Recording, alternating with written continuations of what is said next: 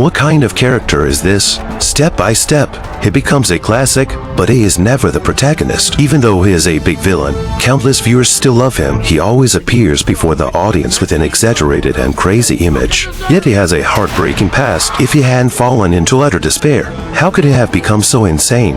Now, let's introduce this movie that has resonated deeply with many. Let's see what a man from the lower echelons of society went through to be driven step by step into becoming a mentally unstable, inhumane clown.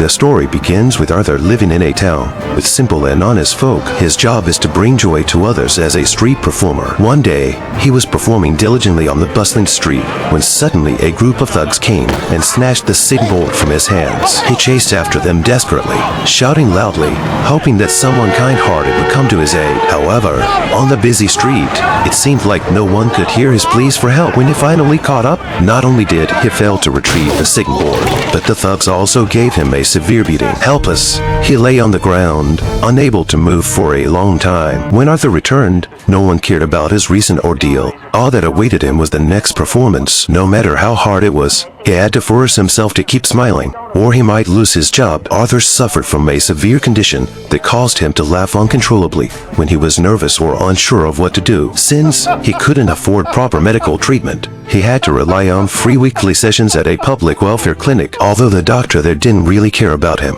she was the only one willing to listen to him, which speaks volumes about how lowly his life was. Despite the hardships, Arthur remained kind-hearted. On the bus, he saw a little boy looking bored and tried to cheer him up by making funny faces, but the boy's mother rudely stopped him. The next day, a friend, knowing about Arthur's encounter with the thugs, kindly gave him a gun for self-defense. This gun would completely change Arthur's destiny. Later, Arthur was called into his boss's office. The boss didn't show any concern for Arthur's ordeal. Instead, he insisted that Arthur must compensate for the damaged signboard from the previous day, or his wages would be docked. After leaving the office, Arthur vented his frustration on a trash can. Arthur was performing at a children's hospital, singing and dancing enthusiastically. Suddenly, the gun he had been given fell out of his clothing. Nervously, he quickly picked it up and tried to conceal it with his clothes, creating an awkward scene. After the performance, he immediately received a complaint. His boss called to question why he had brought a gun,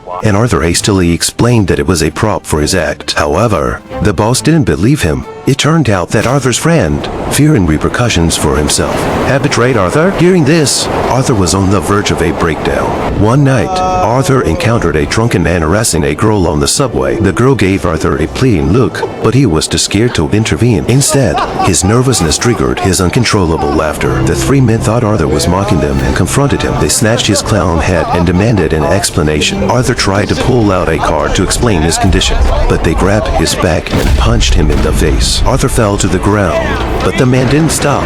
They continued to beat and mock him mercilessly. This relentless bullying and humiliation awakened a deep resentment in Arthur, leading him to fight back against the dark world for the first time.